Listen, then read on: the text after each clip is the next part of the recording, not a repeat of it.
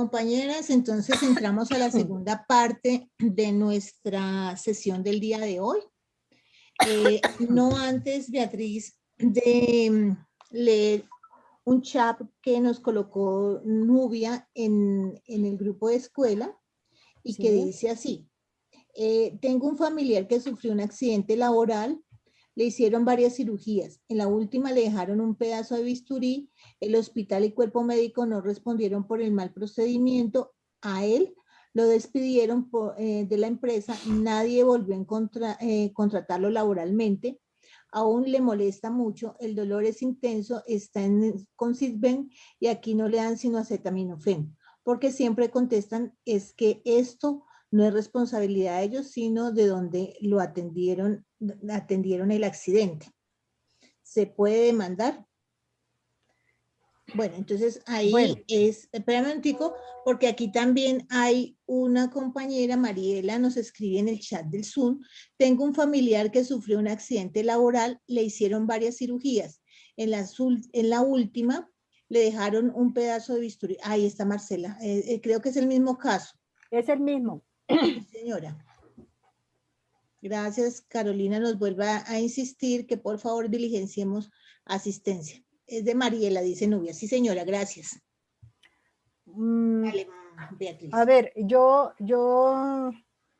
estos casos no son fáciles, son complicados, pero yo puedo ponernos en contacto con la persona que es el presidente de la Asociación de Personas con Enfermedades Profesionales. Ellos tienen también abogados, es decir, como para ponerse en contacto con ellos, ¿cierto? Yo tengo el teléfono de él y el contacto de cerca, ¿sí? Entonces podríamos, tú me compartes si me puede mandar a mi chat, a mi WhatsApp, la consulta, y yo trato de hablar con el compañero. Dale. Entonces, bueno, ahora sí iniciamos. ¿Listo? Bueno, entonces pasemos a la tercera parte de la ley 100, que es el sistema general. Inclusive ni siquiera no es la tercera parte. La ley 100 lo pone de primero. Es supremamente importante el tema de pensiones.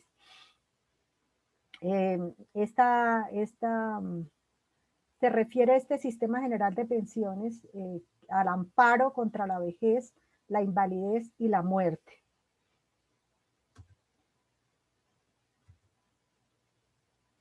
Ay, ahora no me deja mover la presentación.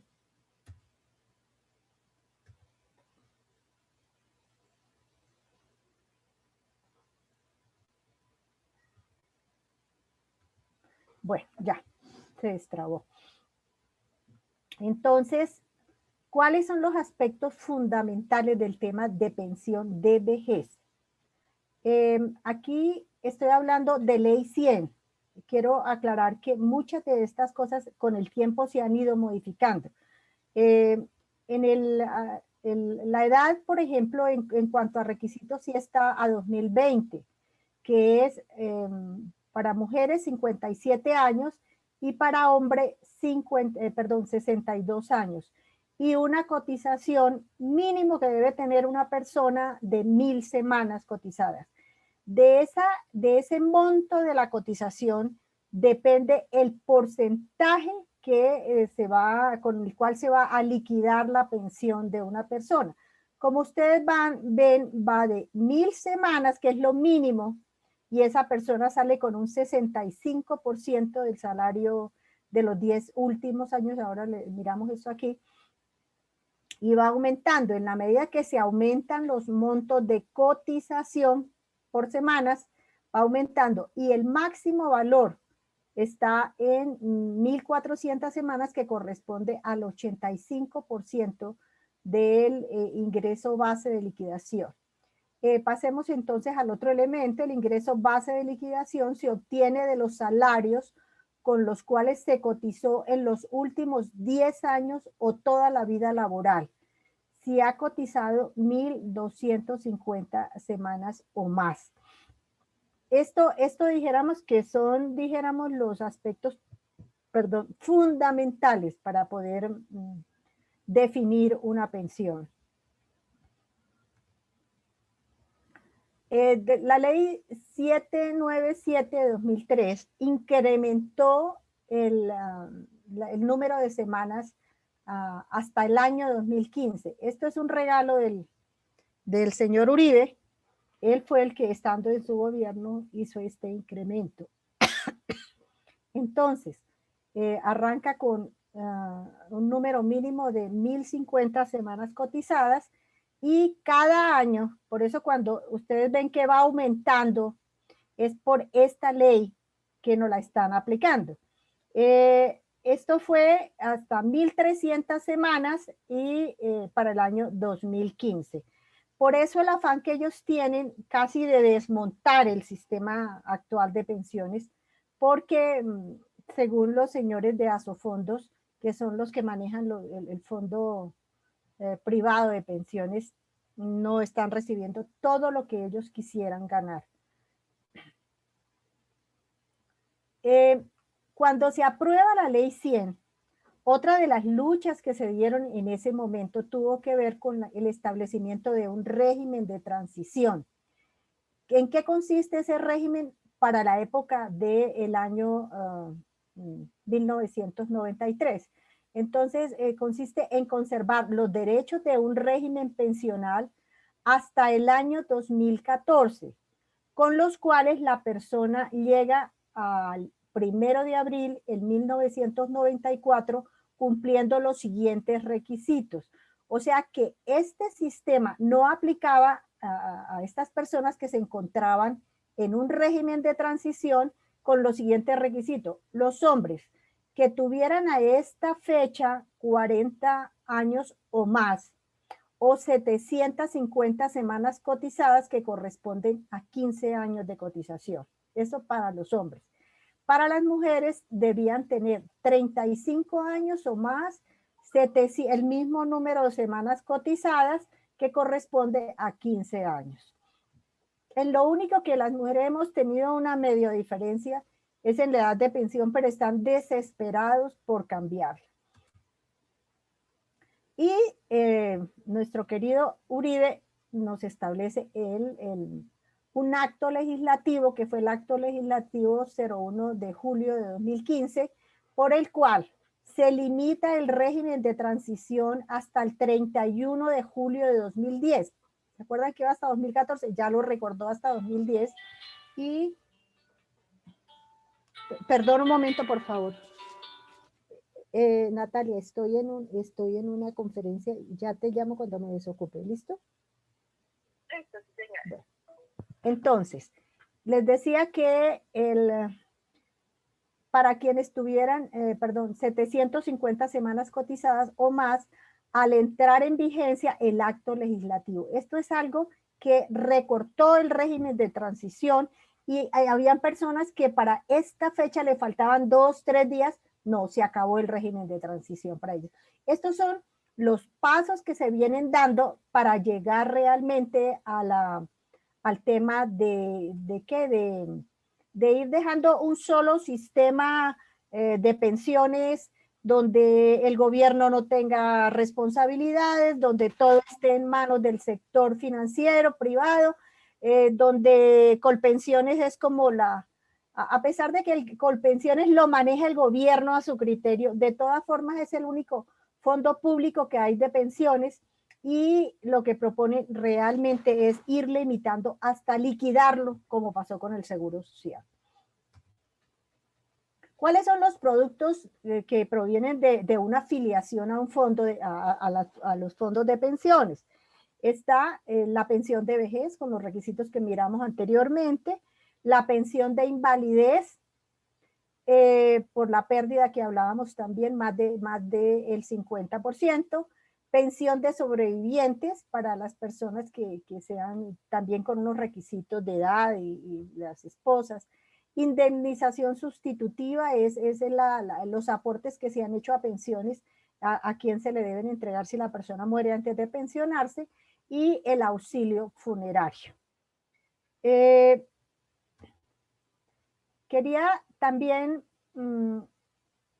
a pesar de que esto es como todavía, cualquiera podría decir, es antiguo, pero el tema de la diferencia de los dos fondos que quedaron reglamentados con la ley 100 en materia de pensiones, he sacado un pequeño resumen para que lo distingamos. Mire, tuvimos gente que se fue voluntariamente, trabajadores sindicalizados se fueron a los fondos privados, porque la campaña que hicieron los fondos privados con la gente joven fue terrible. Ellos no querían viejos porque estaban próximos a pensionarse, sino toda la gente joven. Cuando la gente vio lo que perdió, lloraban pues. Pero ya al regresar al fondo público de prima media, que en ese momento era del Seguro Social, se perdían cantidades de garantías respecto a la pensión. Vamos a ver en el momento en que funcionaba en el Seguro Social y todavía ahora con Colpensiones, el régimen de prima media público. Entonces, miren las diferencias. Los aportes de los afiliados constituyen un fondo común de naturaleza pública. Esto de alguna forma es una garantía de que los dineros no se invierten en bonos en el exterior y si los bonos se pierden ganancias, pues se fregaron todos los afiliados. El valor de la pensión no está sujeta a los rendimientos del sector financiero, ya lo dije. El afiliado no asume ningún riesgo financiero por estar respaldado por el Estado. El valor de la pensión no depende del monto ahorrado, sino del número de semanas cotizadas al momento de pensionarse. Y los pensionados reciben 2 mesadas adicionales al año. Ustedes saben que ya se recortó una, ¿no es verdad? Miremos el fondo de ahorro individual privado. Es bueno saber que esto es de carácter privado para que no nos confundamos a veces.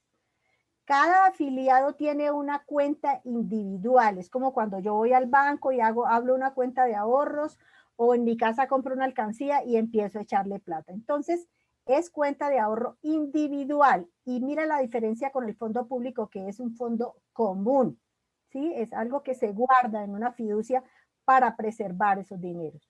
El valor de la pensión depende de los resultados de los rendimientos del capital ahorrado al pensionarse. O sea que esta gente coge esa plata, la invierte por allá en sus negocios financieros y si gana, perfecto, entonces pues se le responde al pensionado. Pero ustedes ya vieron en la crisis económica del año 2008, cuando estos fondos financieros perdieron muchísimo dinero que habían invertido y lo que pasa es que las pérdidas se comparten con los ahorradores. Las ganancias pues les quedan a ellos. El afiliado asume, aquí está, el riesgo financiero de las inversiones que realiza el fondo. En caso de cesación del empleo, la comisión se cobrará de los movimientos obtenidos del capital a ahorrar. O sea, lo ponen a moverse y durante el desempleo van pasando a ese fondo. Y los pensionados únicamente reciben 12 mesadas al año, no tienen las mesadas adicionales del fondo público. Yo me acuerdo cuando esto arrancó, nosotros inclusive desde el Seguro Social visitamos la gente, los sindicatos, visitamos las empresas para explicarle a la gente que no debían cambiarse de fondo, que era muy riesgoso. Mucha gente se cambió a los fondos privados, inclusive la propaganda era terrible porque era propaganda engañosa por los medios de comunicación y eran una pareja de viejitos todos lindos, todos hermosos y se pasaban al ahorro privado, mientras los del fondo público pues eran un desastre. ¿Cuál es el problema o los problemas que tiene el sistema actual? Claro, esto está muy relacionado con la formalidad laboral, porque de eso depende la cotización. Y entonces, la alta informalidad laboral dificulta la permanencia activa en el sistema, en los dos sistemas, en las dos formas de vincularse. Los trabajadores informales no alcanzan a cumplir con los requisitos de tiempo y monto cuando llega su edad de pensión. Este problema también se refleja en los trabajadores formales, que por circunstancias de su vida laboral no alcanzan a cumplir los requisitos. El 90% de los trabajadores no logra pensionarse. Ha habido, frente a eso que les comento, ha habido una, es decir, esto han sido como propuestas que salen por los medios de comunicación, así como cuando le decían a uno chiquito que ya viene el coco, que ya viene el coco, que ya viene la reforma pensional, y esas propuestas que hicieron a su fondo, los fondos privados, los grandes empresarios de este país, pues lógicamente lo que les conviene es que nadie casi que responda por eso, sino que eso sea un problema de las personas individualmente. Por ejemplo, uno de los aspectos que se señalaban en esa reforma es igualar la edad de pensiones de hombres y mujeres a 57 años. ¿Sí? Ese es el regalo para las mujeres. Y posteriormente aumentarla en determinado plazo a 65 años para hombres y mujeres. Esa era una de las bases. Establecer un sistema de auxilios para la población que no ha realizado la cotización o que nunca ha cotizado o que no fue suficiente su cotización en pensiones. Eliminar el sistema de prima media. Detrás de ese vienen porque los dineros que maneja ese sistema, hay mucha gente que no se quiere ir de ahí. Entonces, por supuesto que hay unos recursos que el sector financiero privado le tiene muchas ganas. Establecer un régimen especial de ahorro individual, o sea que coticen entre una pareja, por ejemplo, y que eso para mejorar y completar el pago que debe hacer la familia. Pensiones por debajo del salario mínimo, eso está prohibido en la Constitución, sin embargo, es una de las cosas que vamos a ver más adelante lo que ha pasado. Y también empezar a cobrarle impuestos a los pensionados. Se dan cuenta que ya los pensionados en hace como unos 5 o 6 años deben presentar declaración de renta. Esto lo que están haciendo es saber qué plata tienen los pensionados para que empiecen también a pagar impuestos. Y aquí está el decreto que hablaba el compañero, se llama el decreto 1174 de 2020, que es reglamentario de un artículo del Plan Nacional de Desarrollo de 2019. Hablando con un senador, él nos comentaba, de la oposición, claro, nos comentaba que en este momento el Parlamento no está tramitando ningún proyecto de reforma ni laboral ni pensional en este momento, pero sin darnos cuenta sí dándonos cuenta, pero como en la imposibilidad de hacer algo, a través de la reglamentación del Plan de Desarrollo del 2019, se aprobó un artículo que a pesar, nos decía el senador, que a pesar de que ellos convencieron a las comisiones de que eso no era conveniente, que esa reforma no la podían pasar así, al principio dijeron que sí, pero después Carrasquilla llegó y los puso en orden a los del los del Centro Democrático, perdón, y pues a todos los demás que hacen parte de esa coalición, y volvieron a aprobar. O sea que esta norma está aprobada. Quiero decir también que la derogatoria de este decreto forma parte del plan el pliego del paro nacional. Es la derogatoria de este decreto porque es absolutamente lesivo.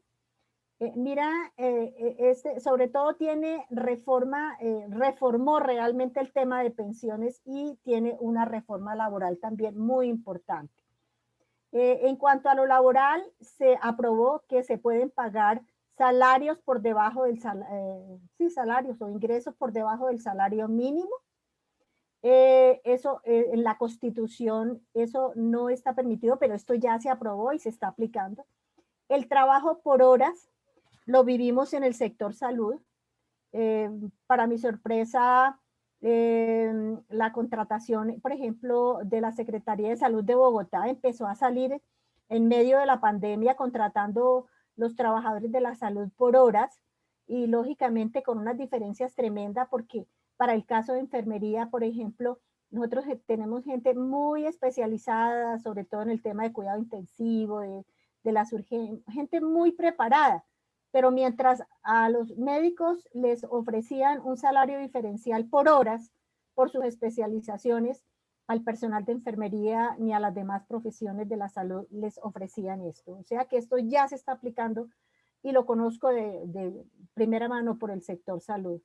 Cambio del régimen de seguridad social, ¿en qué aspectos? O sea, modificaron la ley 100. ¿En qué aspectos?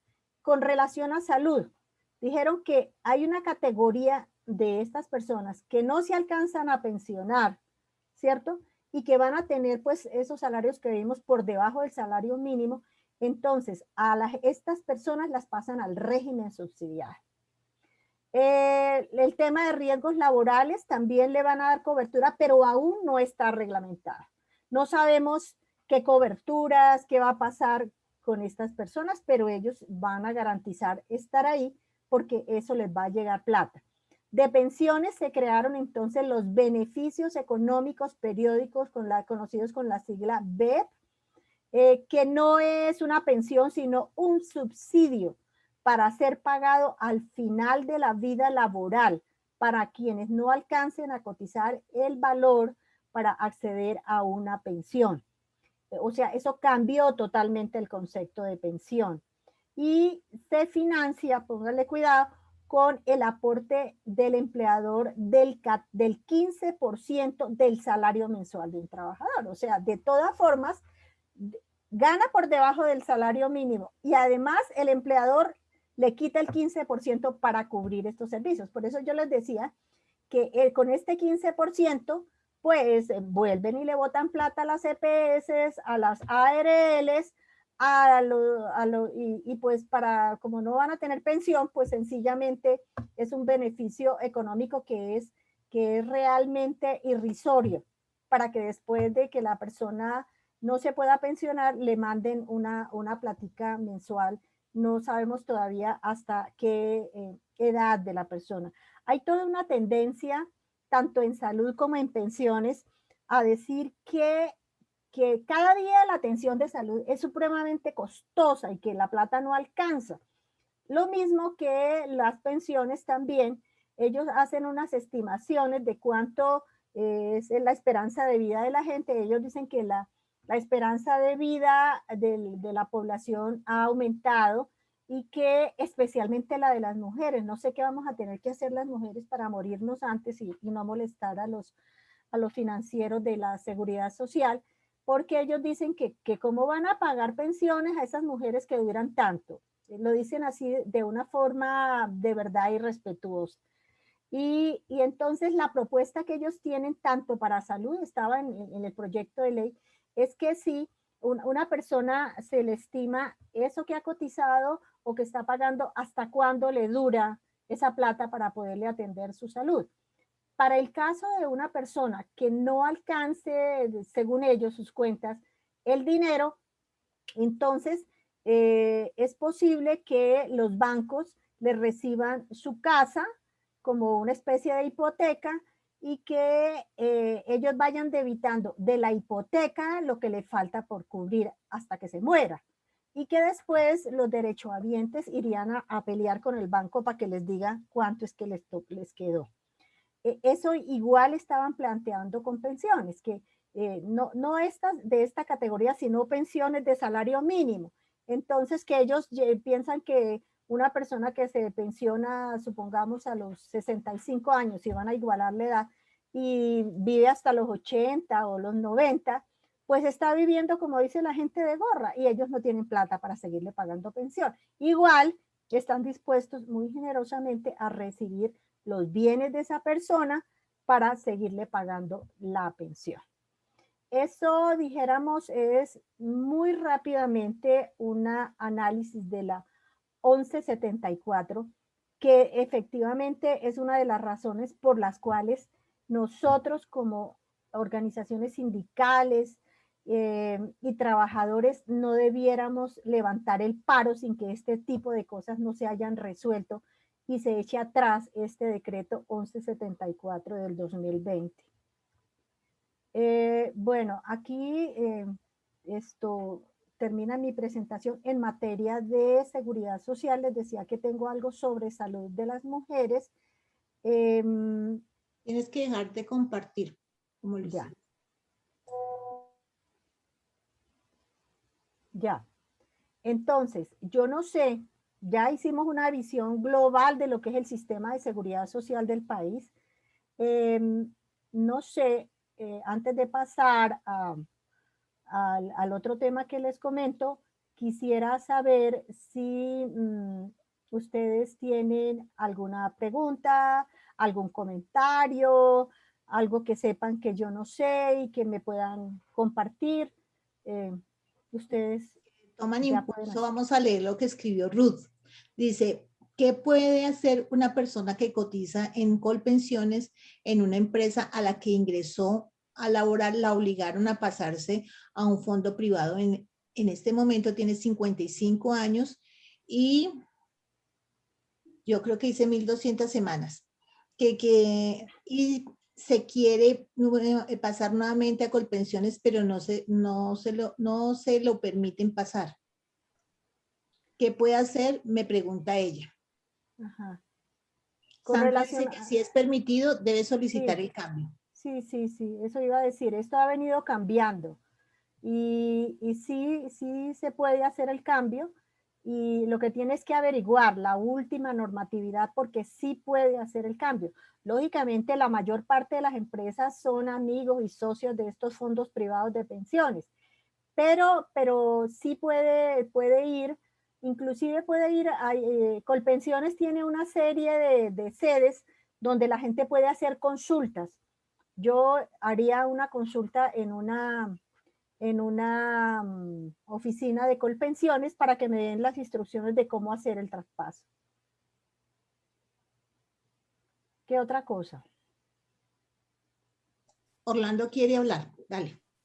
A ver, compañeros, es que yo conozco algunos pensionados, pero hace rato no les pregunto, nunca les he preguntado. A ver si de pronto alguien me ayuda mientras pregunto. A los pensionados les llega la famosa mesada 14, pero esa les llega en junio o en diciembre, y a quienes no les llega en junio o en diciembre. O A sea, la ver, mesada, sí, la, es la mesada 14. sí, la mesada 14 mmm, estaba asociada al fondo público. Yo les expliqué que en el fondo privado no hay mesada 14, se reciben 12 mesadas únicamente. En el fondo público eran 2 mesadas, una en diciembre y otra en junio. En este momento, en el fondo público solamente se le quitaron también una de las 2 mesadas, ¿sí? Esto es con toda, lo que yo les decía es que como esto es un resumen, yo no hice una revisión, pero normas hay muchas que no tengo aquí, pero sí ha habido muchas reformas en ese tema. Y lo otro también que es lesivo para la gente que está pensionada es que, claro, la mayor parte son pensiones de salario mínimo en este país, pero además el pago de la salud es bastante oneroso para una persona pensionada. Paga el 12% completo, porque antes pagaba el empleador el 12 y el trabajador el 4. Ahora no, la gente pensionada debe pagar el 12% para que le atiendan su salud. En pensiones, lógicamente, pequeñas, pero de todas formas tienen su impacto en cada persona que recibe estas mesadas. Y en las mesadas grandes, pues también tiene supremamente oneroso el tema del pago de la salud. Esto, precisamente la reforma esa que pretendían hacer era continuar que el pensionado siga pagando totalmente su salud. Había una propuesta que se movió, que no pagara sino el 4% o que no pagara nada, que eso todo. Y eso no lo aceptaron los fondos porque ustedes saben que los fondos manejan y mandan en este país. No siempre manda el presidente ni el ministro. Aquí los pesos pesados como Luis Carlos Sarmiento Angulo, que es dueño de fondos de pensiones y de EPS y todos los que tienen los negocios, ellos tienen su fuerza en el Congreso y en el gobierno.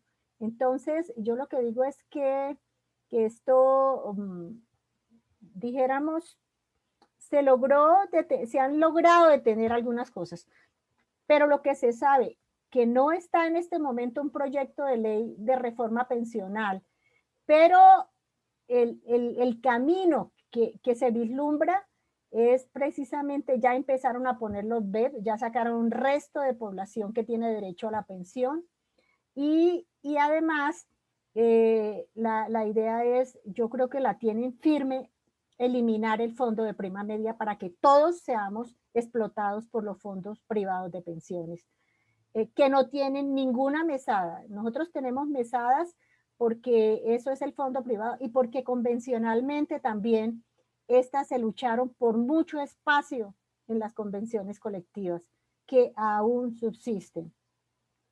Yo, por ejemplo, para el caso del Seguro Social, nosotros quedó en convención precisamente el tema de las dos mesadas.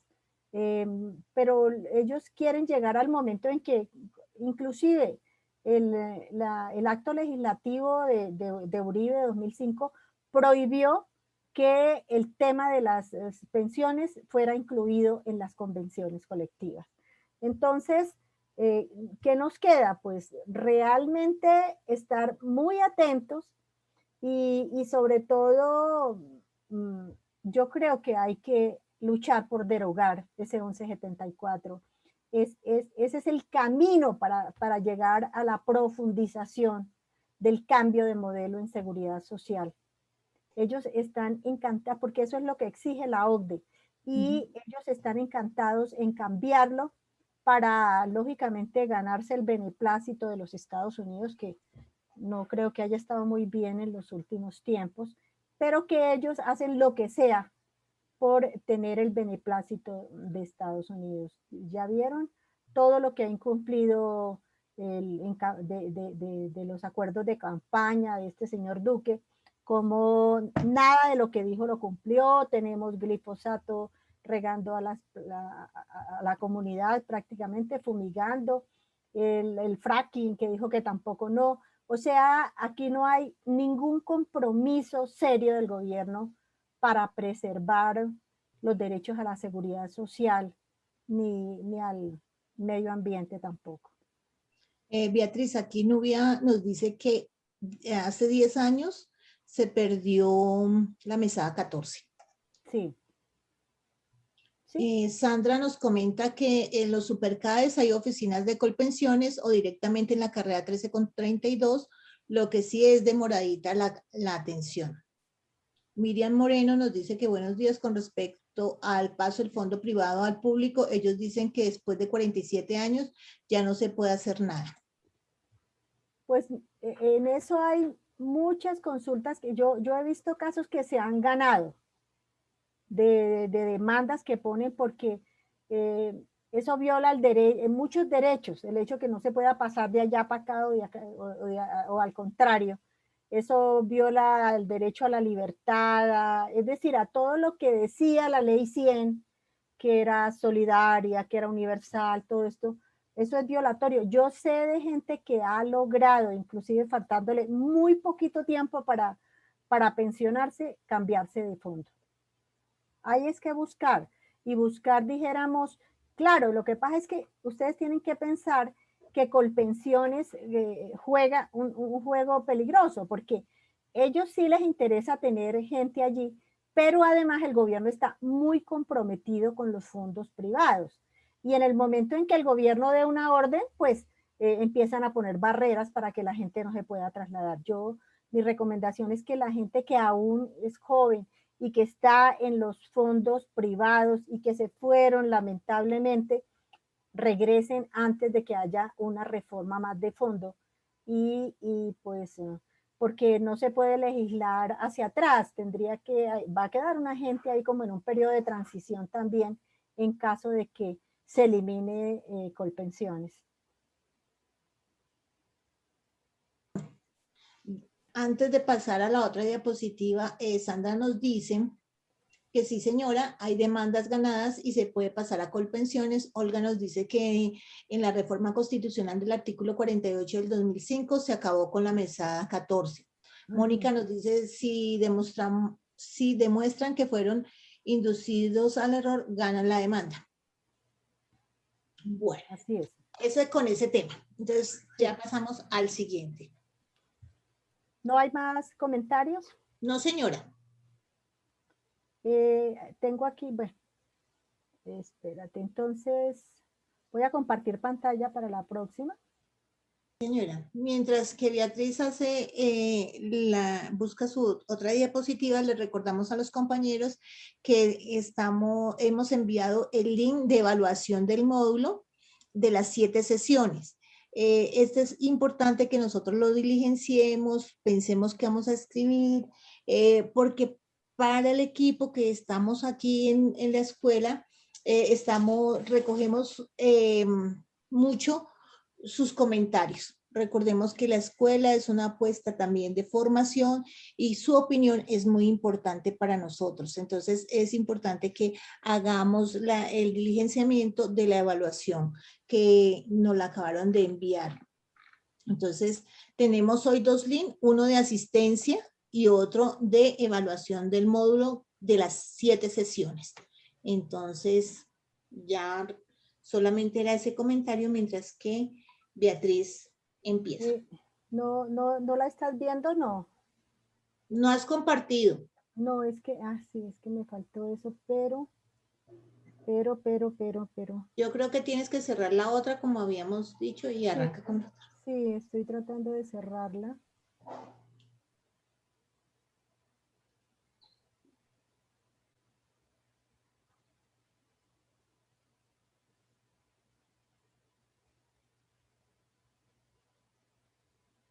Ahora no sé.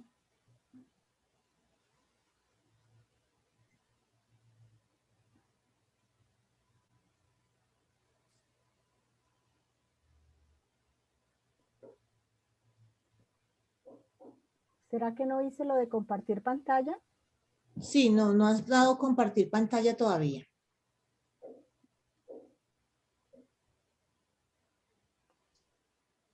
Tienes que volver al Zoom, abrir, compartir pantalla.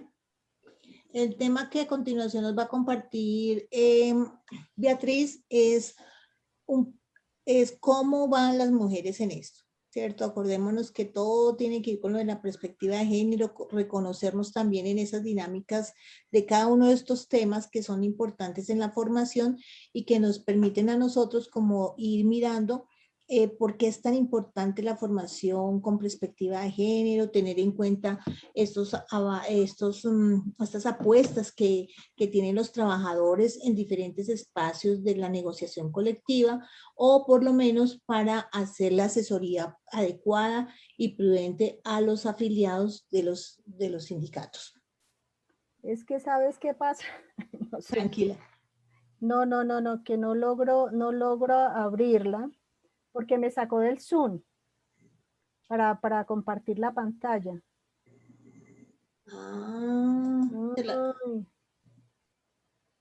¿Cómo que puedo hacer? Porque es que me tocaría como volver a ingresar. Dale con eso, no te preocupes que yo ya estoy atenta. Listo.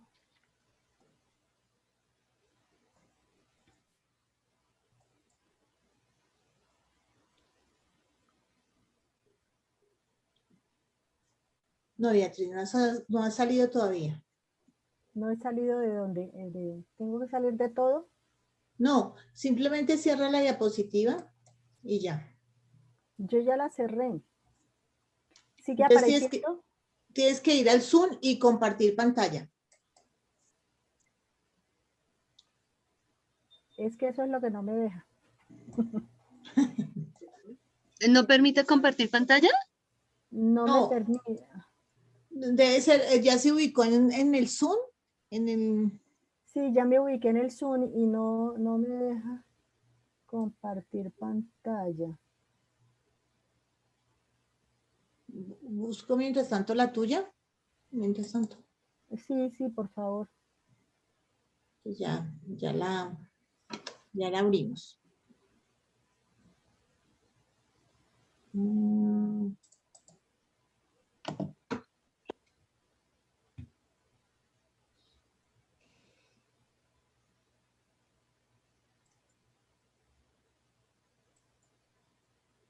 Sí, no me deja compartir la pantalla, no sé por qué.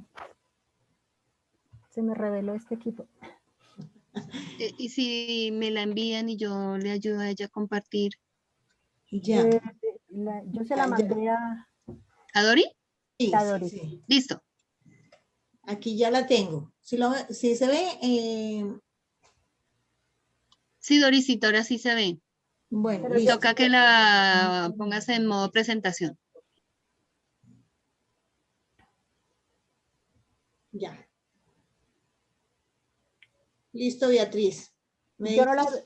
no la veo. Por lo que no estás, tienes que pasarte al Zoom, o sea, tienes muchas ventanas abiertas, debe ser. Estamos en la primera. Sí, espérate. Abre tu diapositiva y tú me vas diciendo, pasa a la siguiente, vamos en la primera, que dice Bogotá, Cundinamarca, consideraciones sobre la salud. Pero ¿sabes qué pasa? Es que no me deja entrar al Zoom, no entiendo por qué. No, pero nosotras sí te estamos viendo, Beatriz. Pero yo no estoy viendo la presentación, es lo que pasa. ¿Sí? La veo como arriba, pero no. A ver. No. Y me salió eso, me metió fue en otro programa, me provoca salirme y volver a entrar. Dale. ¿Sí?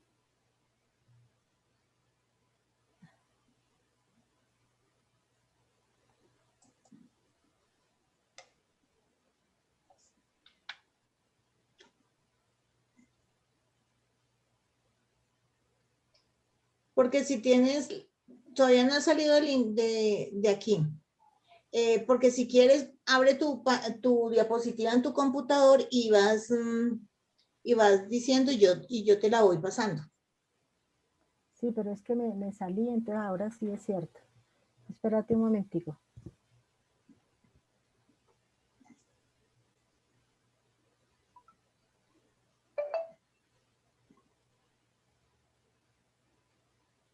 Es que sigo conectada, por eso no me deja salir del todo. Sí. Entonces la voy a abrir y entonces tú la vas pasando. Sí, señora. Listo. Estamos en la primera. Sí.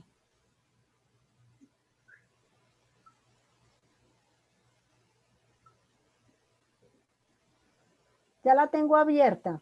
Dale, entonces sigue hablando y yo te la voy pasando acá. Listo. Hablando a la más grande. Listo. Y entonces, sí, les decía a Dori que encontré una presentación que hice en la CUT para el tema de las consideraciones sobre la salud de las mujeres. Son unas pequeñas reflexiones sobre el tema, partiendo del tema de lo que significa la igualdad en la sociedad. Dice que la igualdad es la piedra angular de toda sociedad democrática que aspire a la justicia social y a la realización de los derechos humanos. Esto es, dijéramos, como un análisis sobre lo que significa la igualdad.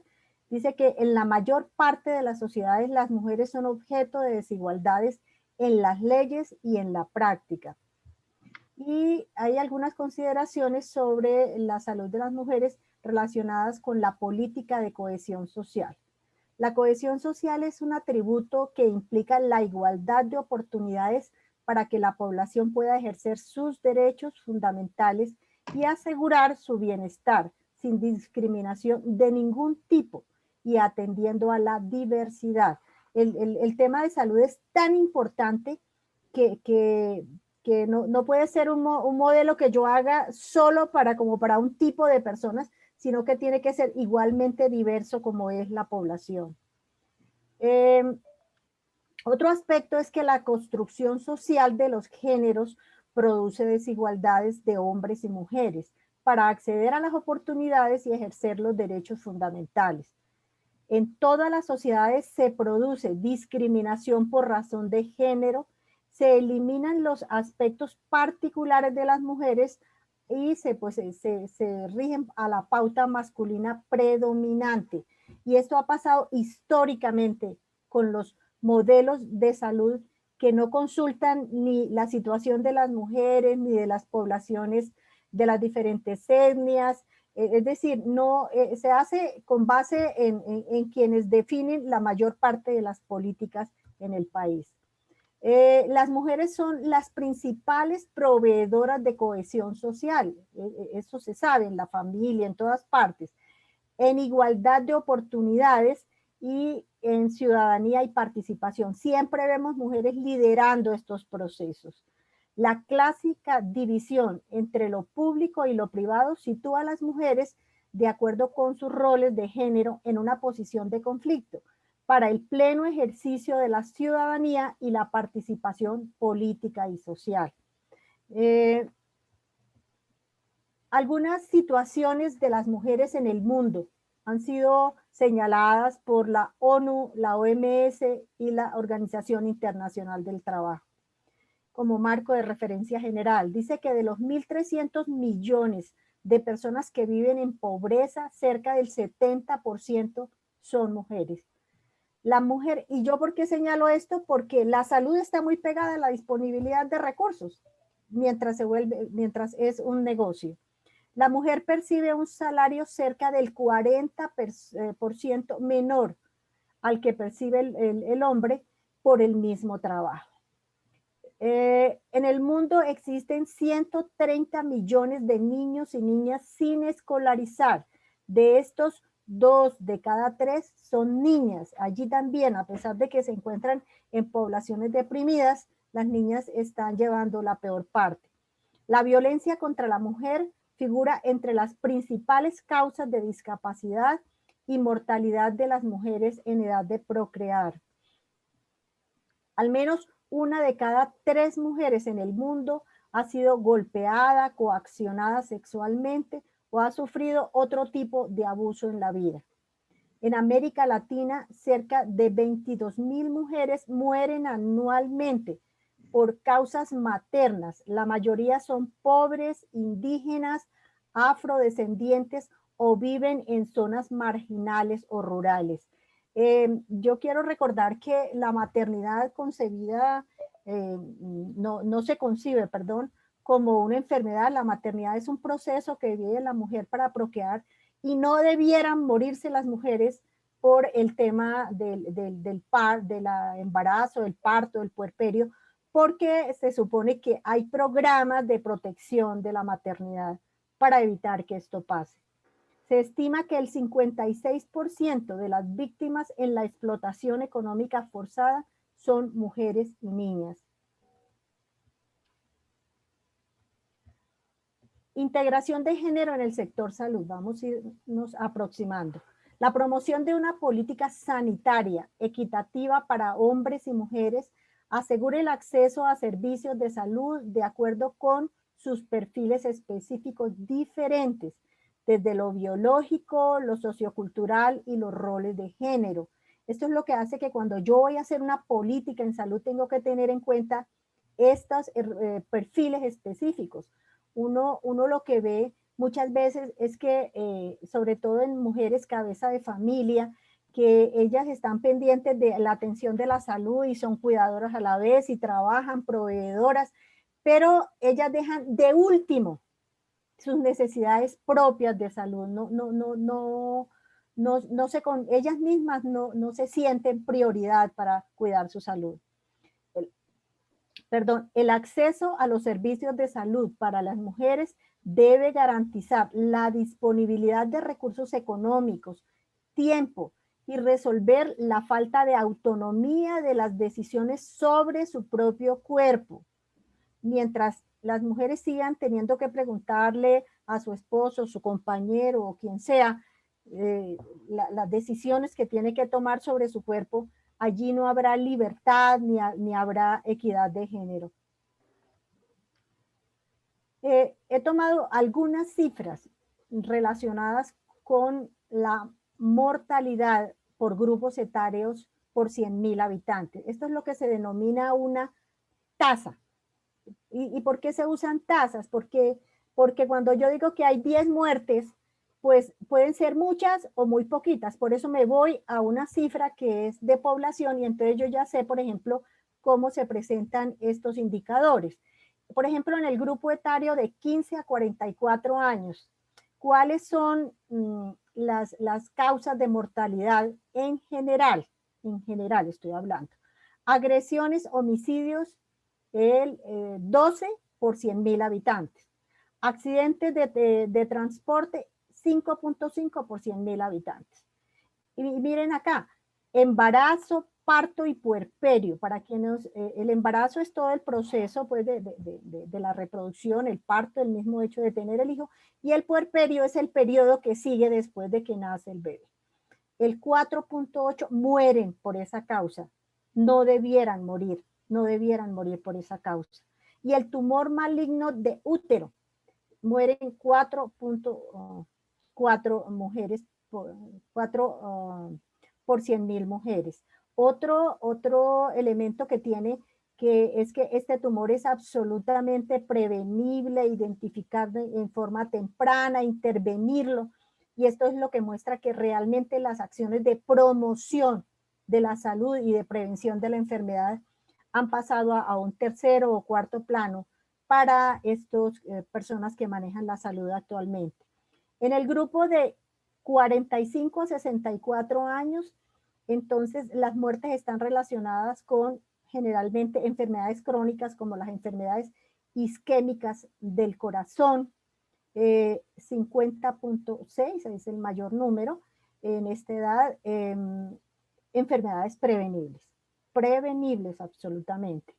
Enfermedades cerebrovasculares, 36.4, diabetes mellitus, 26.9. También todas estas enfermedades tienen esquemas de prevención que muchas veces no se fortalecen en los paquetes de servicios de las EPS ni de los hospitales públicos. Y mire, lo que señalo en rojo tiene que ver con las mujeres. El tumor maligno de mama, 25.2 por 100.000 mujeres, y el tumor maligno de útero, 24.9. Lesiones de causa externa en mujeres, esta sí es solo sobre mujeres, en medicina legal, reportadas por medicina legal. Fueron fatales. Homicidios, 16.724. Estos son números reales porque es lo que llega a medicina legal. Muertes en accidente de tránsito, 5.486. Suicidios, 1.751. Muertes accidentales, 3.127. Y muerte violenta indeterminada, 936. No fatales. Lesiones interpersonales, 119.099.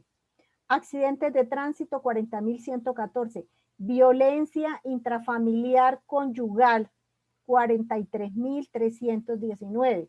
Violencia entre otros familiares, 15.990. Y violaciones sexuales, 19.592. Estos son datos reportados por medicina laboral en un año. Las principales indicadores de mortalidad en mujeres. Y vamos a seguir hablando de la mortalidad materna, que esto es un estudio que se hizo también y se hizo, está un poco atrasado, pero de todas formas es vigente. ¿Cómo se presentó la mortalidad materna? 73 muertes por 100.000 nacidos vivos. Esa es la correlación que se hace. Y miren cómo, en primer lugar quiero recordarles que en los Objetivos de Desarrollo del Milenio, que fueron hasta el año 2015, el gobierno nacional se comprometió a bajar esta cifra a 45 muertes de madres por 100.000 nacidos vivos. Y este dato es el que se reporta y, como ustedes ven, no se cumplió la meta del cuidado de las mujeres frente al tema de la maternidad. Pero miramos esto, cómo se distribuye esta mortalidad, esta tasa de mortalidad por departamentos. Y miren cómo realmente la salud sí tiene que ver con el tema de la situación de pobreza, de aislamiento, de exclusión. Tenemos el departamento del Guainía con 386.8, Chocó con 250.9, Guaviare 171.2, Amazonas 158, Guajira 131, Cauca 125, Caquetá 110 y el Magdalena 109. Esto realmente es verdaderamente lamentable, como el tema de la salud, que todas las normas dicen que es universal, que todo lo bonito que escriben, en nada se cumple para estas mujeres. Yo también quise hacer referencia a un documento que llegó a mis manos y asistí también a su presentación, que es un estudio sobre tolerancia social e institucional a la violencia basada en género en Colombia.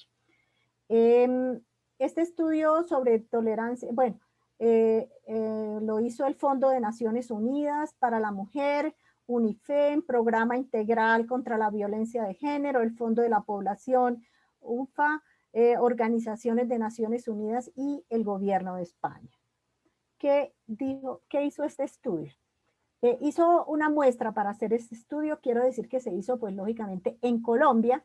Se seleccionaron 1.080 personas, dentro de ellas población civil no institucional mayor de 12 años. Era una encuesta para aplicarle a este tipo de personas. ¿Qué ciudades se incluyeron? Pasto, Popayán, Bogotá, Medellín, Cartagena, Barranquilla, Buenaventura, Tumaco, Villavicencio y Florencia.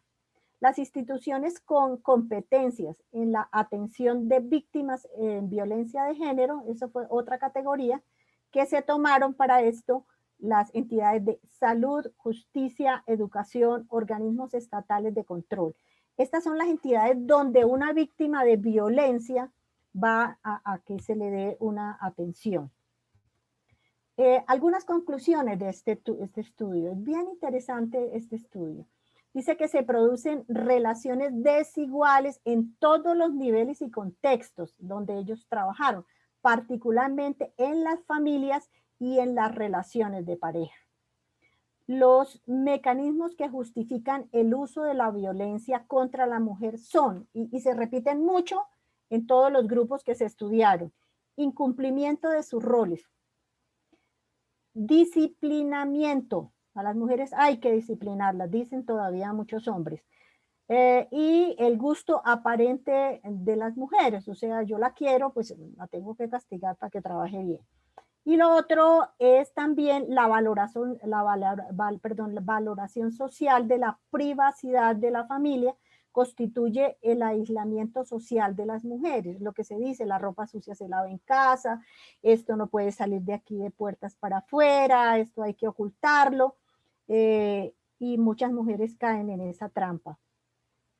Otras de las conclusiones dicen que la discriminación a las mujeres que ejercen la prostitución frente a los, es decir, es mayor la que se ejerce la prostitución femenina que en la que se hace frente a la prostitución de los hombres.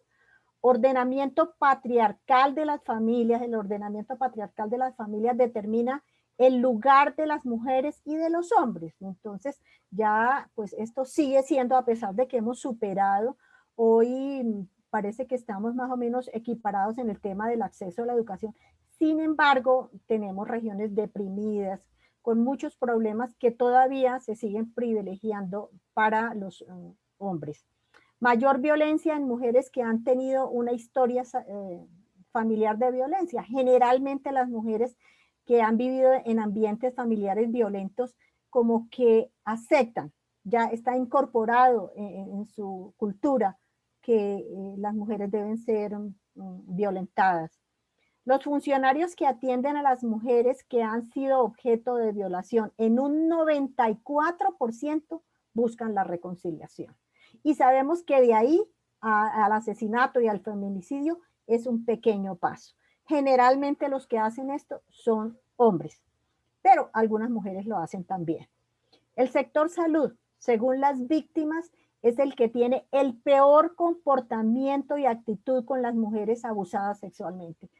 Yo que formo parte de este sector, yo de verdad a mí me duele tremendamente porque como vimos, los trabajadores de la salud en un 70% somos mujeres. Y uno se pregunta, ¿dónde queda la solidaridad de género? Ahí tenemos que trabajarle muchísimo al tema de cómo desde estas profesiones debiéramos ser líderes las mujeres en atender a estas personas que no tenemos el derecho de revictimizar cuando llegan a pedir la atención en el servicio de salud.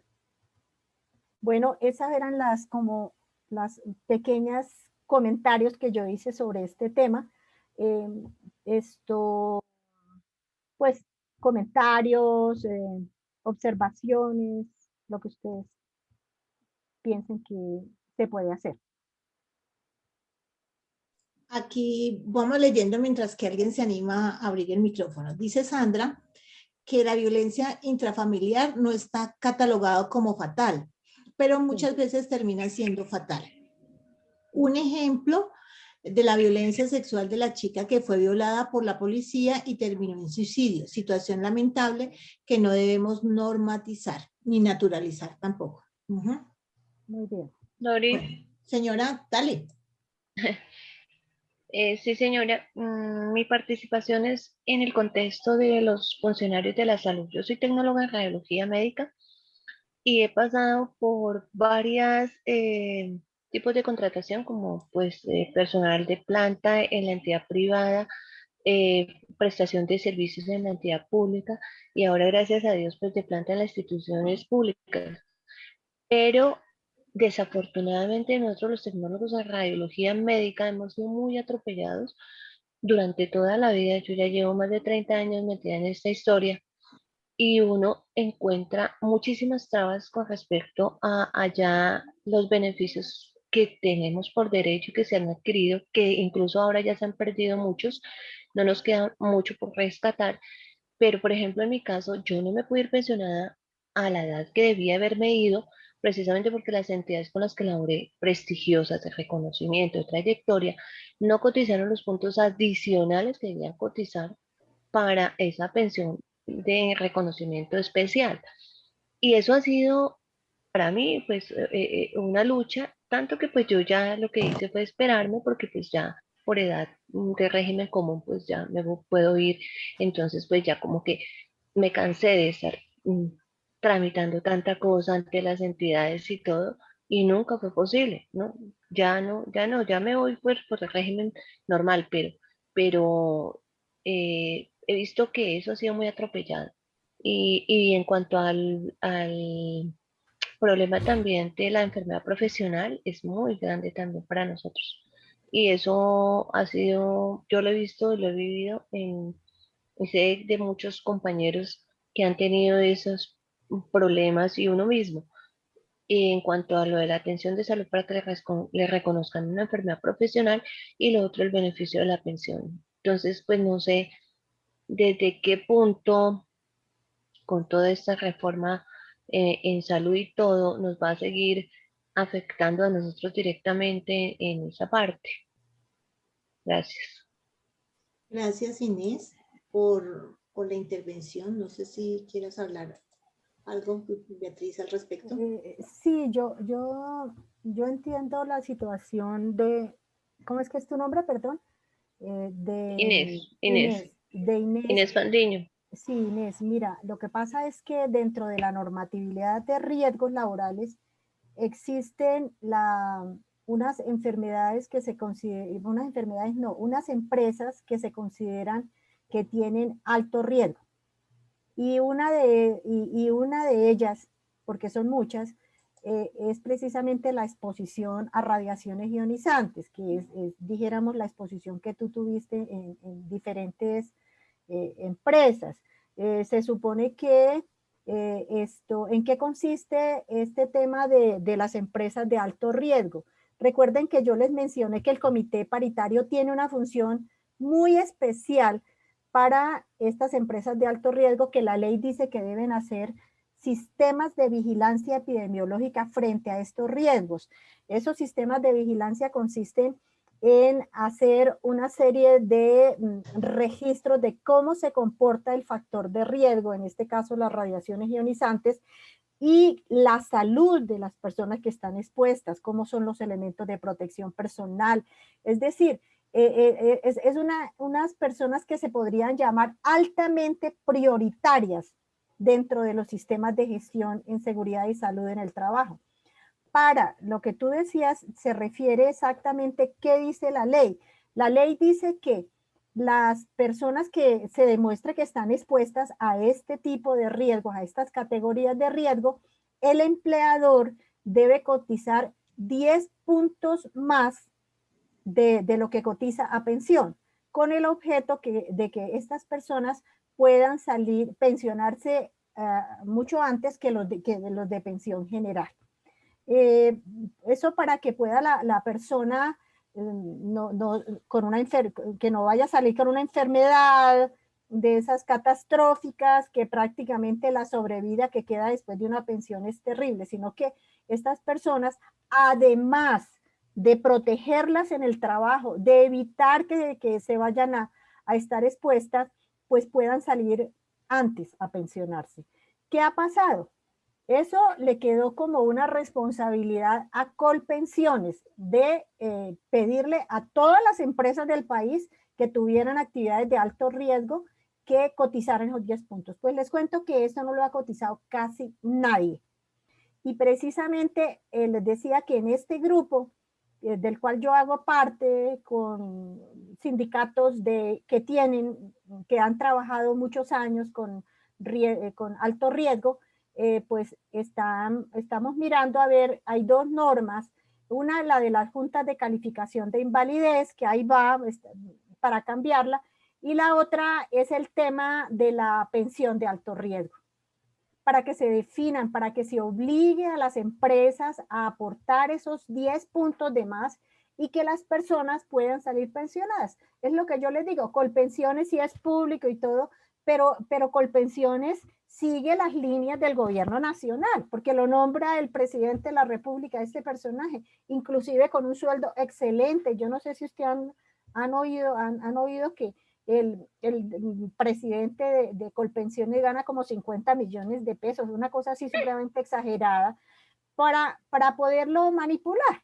Y entonces, ¿qué pasa? Y esos son los amigos del presidente los que les dan esos buenos puestos, pero no han cumplido el tema de cobrarle a las empresas el tema de los 10 puntos de más para que, como tú dices, pueda salir antes de la edad de pensión de otra persona. No sé si se te quedó, si te confundí más o te quedó claro. No, Beatriz, muchísimas gracias. Pues yo eso lo tengo muy claro, pero desafortunadamente es que esa es la vivencia que yo les quiero participar a ustedes, de que uno la tiene muy clara, yo la tengo muy clara en el transcurso de toda mi vida laboral, pero las empresas parece que no. Y desafortunadamente, por ejemplo, cuando yo empecé mi tramitología para pensionarme a la edad de los 50, eh, y me voy a dar cuenta que las empresas no han cotizado esos puntos adicionales, ¿qué pasó? Por un lado me decían que yo tenía que hacer el trámite frente a las empresas para decirles, oiga, venga, porque ¿qué pasó? Porque usted no me cotizó esos puntos y sabía que los tenía que cotizar. Me puse en esa labor y me patoneé todas las empresas con las que laboré y no obtuve respuesta. Y después me dijeron, no, es que Colpensiones les va a exigir a ellos internamente para que le hagan ese reajuste y usted se pueda ir. Y tampoco pasó nada. Y otra cosa que me parece muy delicada es que, bueno, nosotros los que estuvimos antes de la ley 100, que en la ley 100 fue que apareció estos puntos adicionales, yo, por ejemplo, ya llevaba 8 años, 9 años trabajando y pues como en ese momento no existía el alto riesgo, o sea, la cotización adicional, la empresa con la que yo laboré, pues obviamente ella no pagó nunca esos puntos porque pues en ese momento no existía esa ley. Y entonces voy a pasar mis papeles a Colpensiones y no me reconocen esos 9 años que laboré de alto riesgo, que porque no había una cotización adicional, pero pues porque no la había, porque la entidad no la pagó, porque no existía esa ley. Entonces yo decía, pues me tienen que reconocer ese tiempo como alto riesgo y tampoco fue posible. Entonces frente a eso sí me queda la inquietud y nadie me la ha podido aclarar. La gente que antes de la ley 100 no existían esos puntos adicionales, entonces esa exposición de alto riesgo sí existió y uno la tuvo. ¿Y por qué no se lo reconocen para las semanas cotizadas? No era muy clara. Yo conozco, habría que mirar, por ejemplo, el decreto 614, que yo lo menciono ahí en la presentación. Se hablaba de empresas de alto riesgo, pero no con la definición que se dejó a partir del 1295, que es el que sale después de la ley 100. Pero yo te digo una cosa, esta gente que te digo que está peleando por sus derechos, que son es líderes sindicales y ahora son pensionados como tú, yo sí que quisiera de verdad que si nos comprometemos a hacer una actividad posterior a esto, yo lo puedo invitar a él y él les aclara absolutamente porque lo ha vivido. ¿Sí me explico? Yo me sé la teoría, pero yo nunca he hecho el trámite para saber que consulto aquí, que consulto allá, que voy para acá. Pero ellos sí llevan, después de pensionarse, una vida muy compleja con eso, gente con limitaciones de salud, pero la están peleando. Entonces, me parece que sería una cosa muy importante para que la compartiéramos en algún momento, como lo hemos dicho aquí.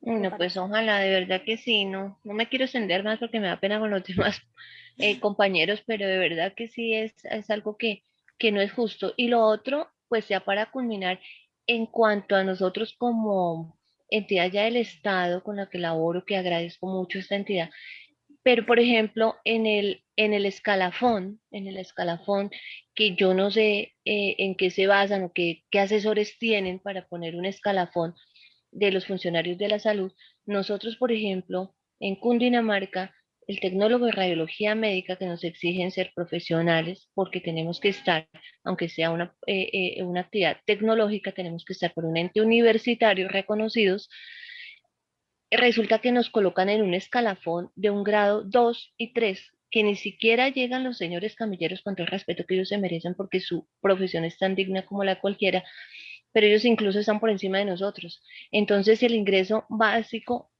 mensual que nosotros tenemos es muy bajito comparado. Ni siquiera ganamos lo que gana de básico una enfermera auxiliar. Con eso les cuento. Entonces también esto es una tristeza porque pues el Claro. riesgo, todo, la responsabilidad de la profesión es muy alta. Entonces ahí les dejo también esa inquietud porque, por ejemplo, en Cundinamarca estamos en grado 3. Imagínense entonces el ingreso que tenemos. Muchas gracias. Sí, mira, yo te quería decir lo siguiente. Eh, el escalafón profesional no existe oficialmente en salud. Existen como algunas estrategias que ha venido montando el Ministerio de Salud y la red pública hospitalaria para poner como una especie de eso que tú llamas como ir calificando, ¿cierto? Pero es una calificación, como siempre he pensado, más para quitarle derechos a la gente que para dárselos y para reconocerlos, ¿sí? No existe. Parte de los temas que se han venido presentando en los pliegos de peticiones del sector salud es el tema de que se defina de una vez por todas un escalafón profesional para los trabajadores de la salud.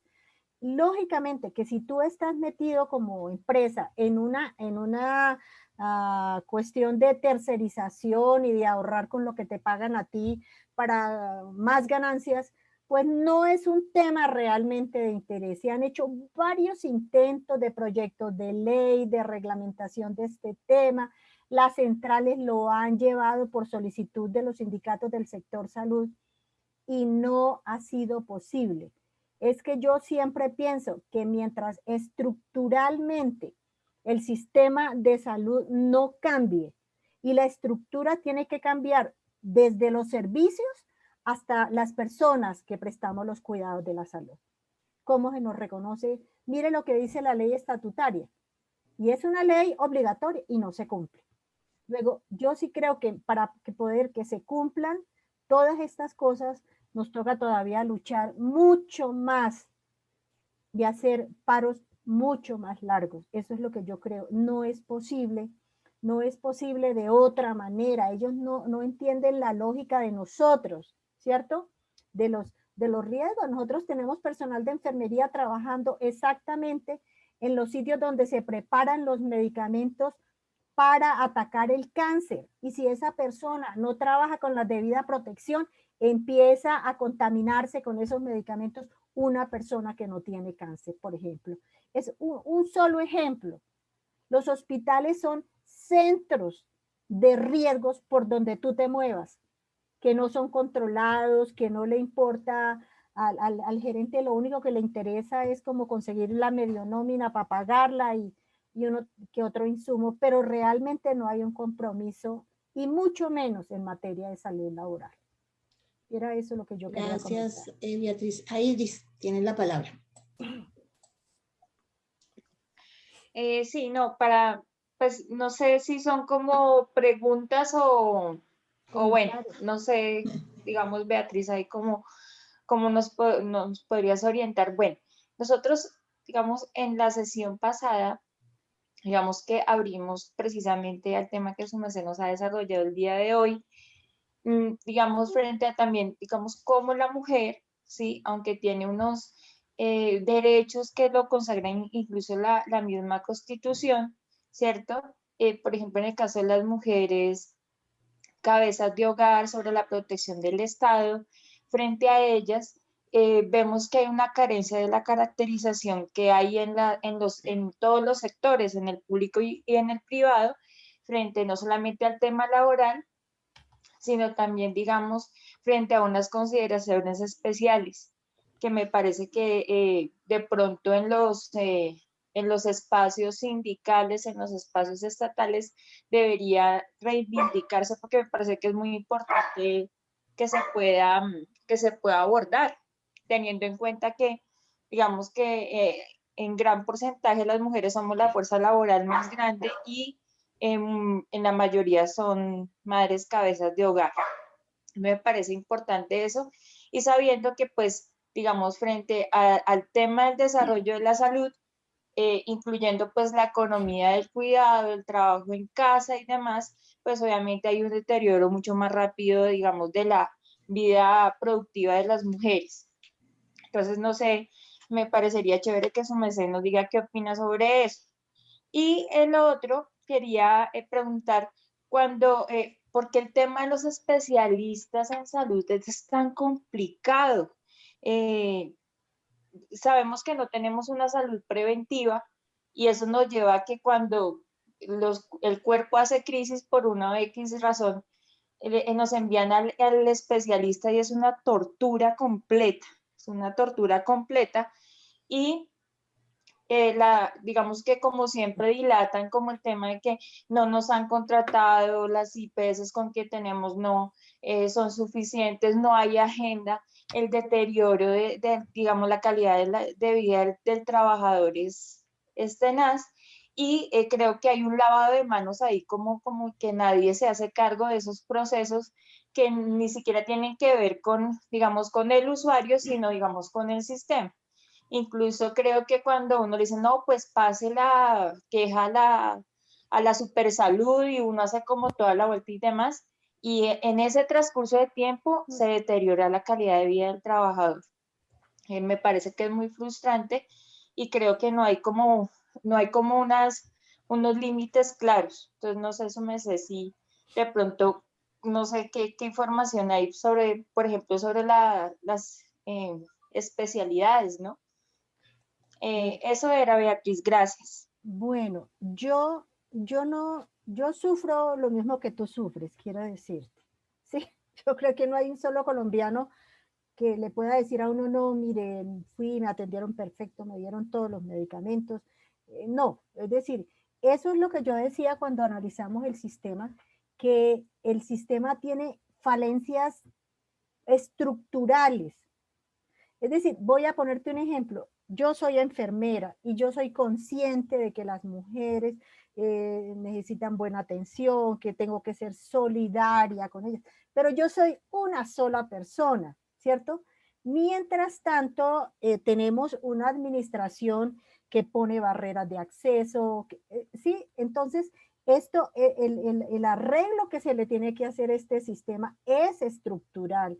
No puede ser que lo más importante sea atender enfermos. Tenemos que arrancar desde las etapas tempranas con los niños, con las madres, con toda esa cantidad de gente sobre la cual tenemos que hacer promoción de la salud y prevención de la enfermedad. Pero esto no se resuelve solamente mirado desde el sistema de salud, sino que tiene que ver con el sistema de riesgos, porque es ni más ni menos el tema del trabajo, con el tema de la pensión para nuestras personas de mayor edad, tiene que ver con otros servicios públicos, como les dije, que le aportan a lo que se denominan los condicionantes sociales de la salud. Mirábamos que son el agua potable, la vivienda, la alimentación, el mismo trabajo para que yo pueda soportar los gastos de mi familia. O sea, la salud es un tema bien complejo, pero además requiere una intervención multisectorial para poder llegar a fondo a los problemas, ¿cierto? Mira, yo pienso, pues, y es mi concepción, durante mi vida de ejercicio profesional, yo trabajé toda mi vida con el área de salud ocupacional, cuando se llamaba salud, ahora se llaman riesgos laborales. Pero lo que quiero decir es que nosotros hacíamos en el Seguro Social un fuerte, pero fuertísimo componente de, no de educación, de información a los sindicatos, a los trabajadores, a los empleadores. Cuando un empleador se para frente a mí y me dice, primera vez que oigo hablar esto, una empresa antigua, miente. Lo que pasa es que yo no oigo lo que no quiero escuchar. Pero lo que no puede ser es que los trabajadores no quieran escuchar ni quieran profundizar en el tema. Como tú lo dices, son muchas las cosas que hay que reformar, son muchísimas. El tema de la atención especializada de salud, como eso vale, mientras miran a ver si tú tienes con qué compensar lo que te van a dar, pues te dicen que se llenó la agenda, que no sé qué, que llame, te mandan a llamar a un call center, donde no contesta nadie, tú te puedes estar 2, 3 horas ahí y nadie te contesta y nadie responde.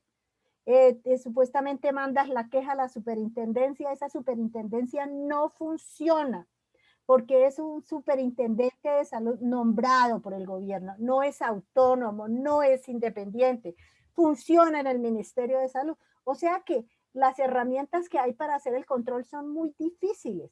Yo creo que nos toca primero entender muy bien cuál es el problema, ¿cierto? Que se presenta, porque igual inclusive muchos súper especialistas tienen sus propios equipos, tienen sus controles, entonces también se comportan como parte de ese sistema perverso, ¿sí?